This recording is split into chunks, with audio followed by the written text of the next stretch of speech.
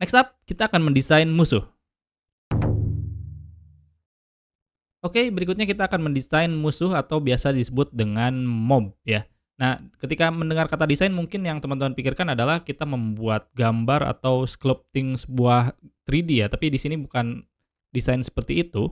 Di sini adalah kita mendesain bagaimana mob ini berperilaku ketika di dalam game ya. Jadi itulah maksud desain di sini ya. Nah, sekarang kita langsung saja ke sini. Inti untuk membuat mob cukup sama ya dengan membuat player, yaitu kita membuat karakter body 3D, kemudian bikin pivot dan kita masukkan GLB untuk mobnya dan kita buat ganti namanya menjadi karakter seperti itu ya.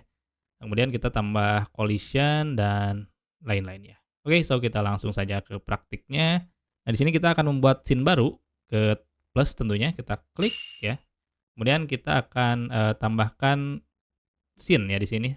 Kita buat karakter body 3D. Kita klik di other node dan kita cari karakter body 3D, lalu create. Akan muncul seperti ini. Saya akan rubah ke satu viewport dulu ya, biar lebih besar tampilannya. Nah, kita rename ini dengan mob gitu ya. Kita ganti namanya dengan mob seperti ini, enter dan kita save dulu. Ya, kita mob, dipindahkan ke scene, kita buat folder baru untuk mob, dan save. Nah, berikutnya kita buat pivot ya, sama seperti player. Nah, kita ke node 3D, kita buat pivot, dan kita masukkan mobnya ya, yaitu ada di art, dan di sini ada mob GLB ya. Kita langsung saja masukkan ke sini dengan cara tahan, diklik, lalu lepaskan. Akan langsung muncul seperti ini dan kita namai ini dengan karakter ya, karakter seperti ini. Next kita tambahkan collision ya untuk mendetek kolisi dan tabrakan dengan player. So kita klik dulu mobnya, pastikan klik mobnya ya, bukan di pivot atau di karakter, klik mob dan kita akan add child node, kita tambahkan collision shape 3D di sini. Kita create. Nah, di collision shape ini kita tidak membuat sphere ya, tapi kita akan membuat box ya. Kita lihat di sini di shape bagian kanan inspector, klik di empty lalu kita pilih box shape 3D seperti ini. Nah, ini akan muncul kecil sekali ya. Nah, kalau teman-teman lihat ini seperti ini dan kita akan buat si bentukan box ini kurang lebih seukuran dengan musuhnya ya, tapi jangan terlalu lebar ya. Kita buat dia seukuran segini mungkin seukuran musuhnya aja.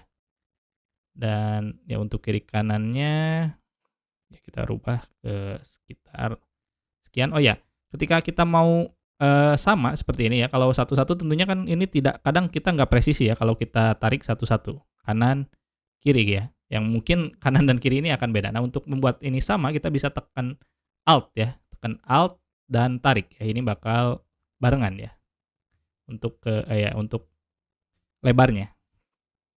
Nah, kita buat kurang lebih seperti ini ya. Jadi jangan terlalu jangan terlalu lebar ya. Karena ini nanti yang dipakai untuk mendetek player. Nah, kita nggak mau kalau sampai nanti ketika ini misalkan kita buat terlalu lebar seperti ini, tentunya ini akan nabrak dengan player dan akan terasa gamenya nanti unfair ya. Jadi kita buat seukuran dia dan untuk bawahnya kita agak naikin seperti ini ya.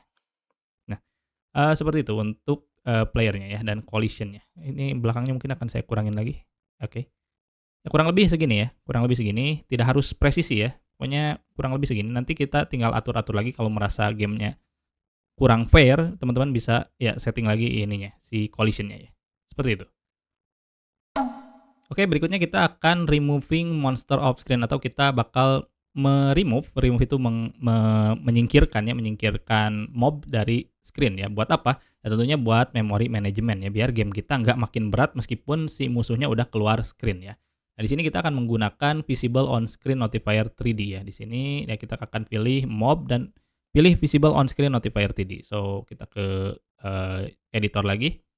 Nah, di sini kita pilih mob dulu, klik mobnya dulu, baru kita tambahkan visible on screen notifier 3D ya, bukan yang bawah ini ya. Diperhatikan ini ketika kita nulis visible ya, di sini, nah maka yang di-highlight adalah yang di bawah ya. Tapi teman-teman harus baca lagi di sini on screen enabler ya. Nah, yang kita butuhkan adalah notifier. Jadi Jangan klik yang bawah tapi yang atas ini, oke? So, kita create. Nah, ini akan muncul seperti ini. Nah, untuk kotaknya ini kita buat seperti ini ya. Jadi mengcover seluruh modelnya ya, seperti di gambar ini. Nah, karena kotak ini sebenarnya nggak dipakai di dalam collision ya, tidak dipakai dalam tabrakan dengan player, jadi nggak masalah meskipun ukurannya lebih besar dari musuh ya, seperti ini. So, no problem. Kita buat lebar, karena ini hanya akan digunakan untuk mendeteksi bahwa dia itu keluar dari screen. Nah, seperti ini saya rasa oke ya. It's fine, kecilin dikit, oke. Angkat, ya. Jangan lupa save. Ya, berikutnya kita akan coding ya, coding untuk pergerakan si mob ini ya.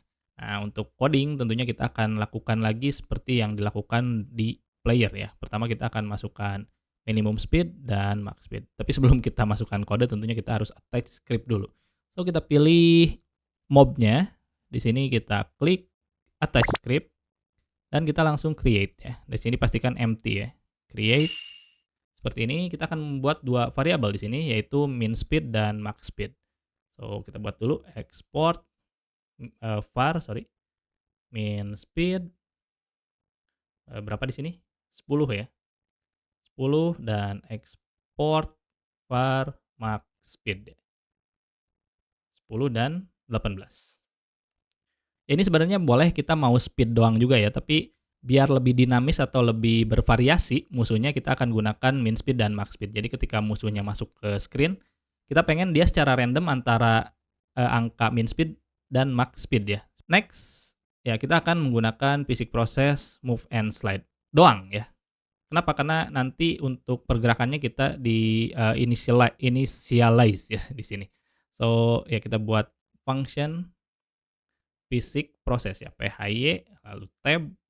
Di sini langsung move and slide saja. Ya, karena kita akan setting pergerakannya bukan di physics process tapi di initialize ya.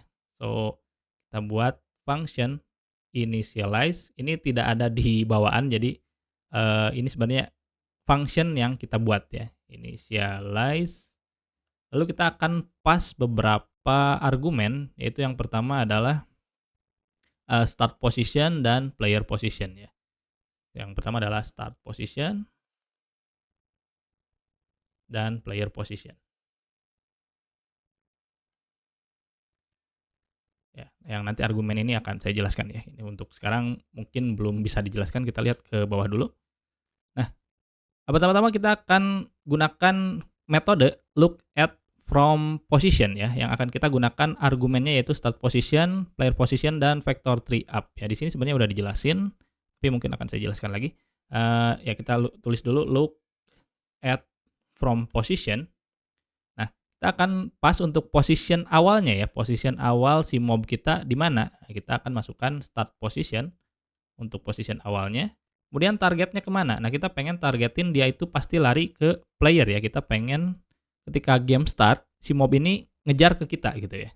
Jadi kita masukin player position. Dan terakhir adalah vector tree up ya. Buat mastiin dia menghadap ke player kita.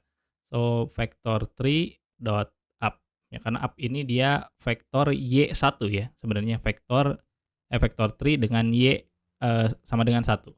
So, kita lihat lagi. Di sini ada rotate Y ya. Kita buat rotate Y. Rotate ini tentunya ada 3 ya untuk karakter body tree di X, Y, Z. Nah, kita akan rotate Y. Di mana? Nah, kita akan menggunakan random float range ya. Jadi antara minus pi bagi 4 dan pi bagi 4. So, rand f range.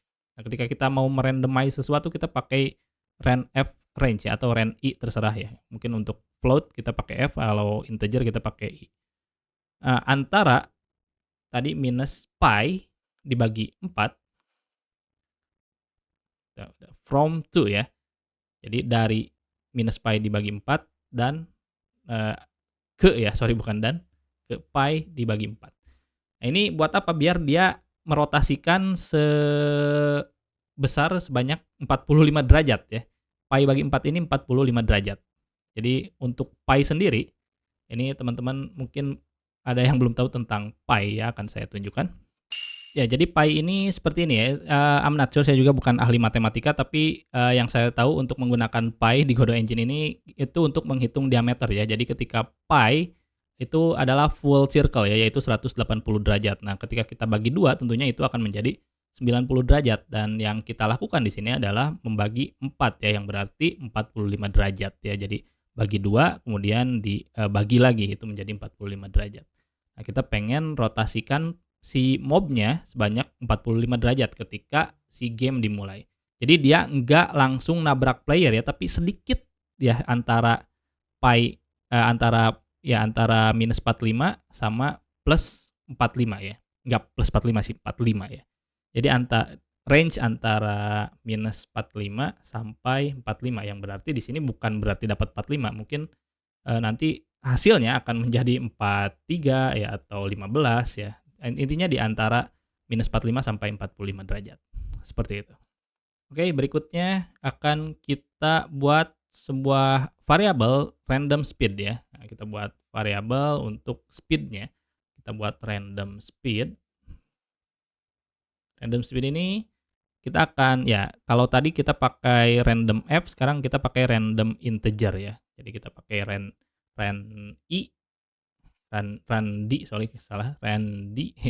range ya. Antara apa? Nah, tentunya kita akan gunakan min speed dan max speed ya. Min speed dan max speed. So, untuk darinya kita gunakan min speed, dan ke-nya kita gunakan max speed ya. Dari sampai ya, dari sampai. Dari min speed sampai max speed. Si range random speed. Next. Nah, kita akan masukkan velocity vector 3 forward dikali random speed. So, ini untuk menggerakkan si playernya ya. Vector 3 dot forward dikalikan dengan random speed. Nah, berikutnya kita tambahkan velocity rotated vector 3 up rotation y, ya. Velocity sama dengan velocity dot rotated vector 3 up rotation y. Vector 3 dot up dan rotation y. Nah, ini buat apa ya? Yang pertama kita lihat di sini. Pertama kita buat random speed ya. Random speed ini untuk kecepatan ketika si mob ini masuk ke scene ya, masuk ke game. Nah, dia akan bervariasi ya. Range-nya dari minus speed yaitu 10 sampai 18 ya. Entah dia dapat 15, dapat 11 ya. Pokoknya seperti itu saat di initialize ya. Nah, kemudian di sini ada velocity sama dengan vector 3 forward dikali random speed, yaitu dia akan berjalan dengan menggunakan random speed ini. Nah, yang kedua ini masalahnya dia akan jalan ke arah mana gitu ya. Ke arah mana? Maka kita gunakan di sini vector 3 up rotation, yang ini akan nantinya akan menghadap ke player kita. Jadi kalau diibaratkan itu kayak kita punya mobil. Nah, nanti mobilnya ini memang secara mulai dia akan jalan. Nah, cuma nanti di tengah jalan apakah dia bakal belok ke kiri atau ke kanan. Nah, di sini kita perintahkan buat dia jalan ke arah player kita gitu ya. Semacam itu. Jadi buat memastikan biar dia nggak pas di spawn itu muncul tapi nggak jalan ke arah luar ya. Dia akan menuju ke dalam screen gitu. Seperti itu ya. So, kita lihat lagi di sini. Nah, kita akan gunakan yang tadi kita tambahkan, yaitu visible on screen notifier. Sekarang kita akan gunakan sinyal ya. Sinyal ini yaitu screen exit di mob ya. Kita akan gunakan queue free ya. Jadi ini adalah perintah untuk menghapus node dari screen ya. Queue free. Nah, sekarang kita ke mob di sini. Kita klik visible on screen notifier 3D. Dan kita lihat di sebelah kanan di sini ada signals ya, kita klik signals. Nah, kita akan double klik di screen exit. Kita bisa double klik atau klik kanan connect ya. Bebas mau pilih yang manapun, kita double klik 1 2. Nah, seperti ini, koneksikan ke mob ya, pastikan koneksi ke mob, lalu kita connect. Saya ingatkan lagi yang di Windows ada di kiri ya untuk connect-nya. So, connect. Ini akan memunculkan function baru di script kita ya. Jika kita scroll ke bawah, nah ini akan ada sinyal yang barusan kita koneksikan. Kalau kita lihat di sini ya, ada sumbernya yaitu visible on screen notifier, signalnya screen exit, dan targetnya adalah mob. Nah, kita mau ngapain setelah dia keluar dari screen, yaitu tadi queue free ya. QWW ya, dibacanya Q ya, queue free seperti ini. Oke. Nah, kita lihat lagi di sini untuk, complete, script-nya ya. Jadi kurang lebih seperti ini, ya tentunya kita bukan mau melihat yang di sana, kita akan lihat script yang kita buat di sini. So, kita review ulang. Yang pertama kita akan membuat, bukan akan ya, mungkin teman-teman udah membuat. Yang pertama-tama di sini kita sudah buat min speed dan max speed, seperti itu, dengan value 10 dan 18. Kemudian di basic process kita akan lakukan move and slide. Nah, mungkin teman-teman bertanya-tanya ya, kenapa ini ada warning dan kenapa ini warnanya putih ya. Nah, untuk menghilangkan ini sebenarnya gampang ya, kita tinggal tambahkan underscore di depan deltanya. Nah, maka ini akan menghilang. Nah, pertanyaannya mungkin kenapa ada warning ya sebelumnya gitu, kenapa ada warning sebelumnya kalau memang ini bawaan. Nah, karena di sini kita tidak gunakan delta ya di functionnya, maka dia ada warning seperti ini, ya unused parameter. Jadi parameter yang tidak kita gunakan ya. Seperti itu doang sih. Jadi mau kita tinggalin juga nggak masalah ini ya. Tapi kalau teman-teman merasa terganggu dengan garis kuningnya, bisa ditambahkan underscore seperti ini. Nah, kemudian kita buat function initialize. Nah, ini tidak akan kita gunakan sekarang ya, yang akan kita gunakan nanti di video berikutnya ya. Initialize yaitu argumennya start position dan player position. Yang start position ini akan kita gunakan sebagai look at from position ya. Jadi si musuh ini akan start dari sini dan menuju ke posisi player.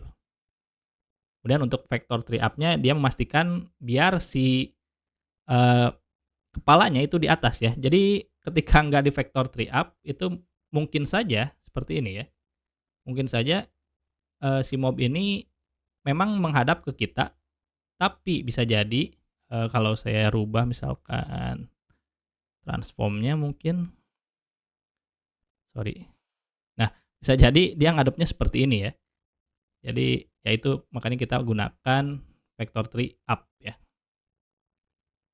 Nah, kemudian rotate-nya seperti yang tadi dijelaskan, kita akan make sure ketika dia masuk ke screen, itu sedikit belok ya, sedikit belok. Jadi tidak tidak pasti menuju player ya.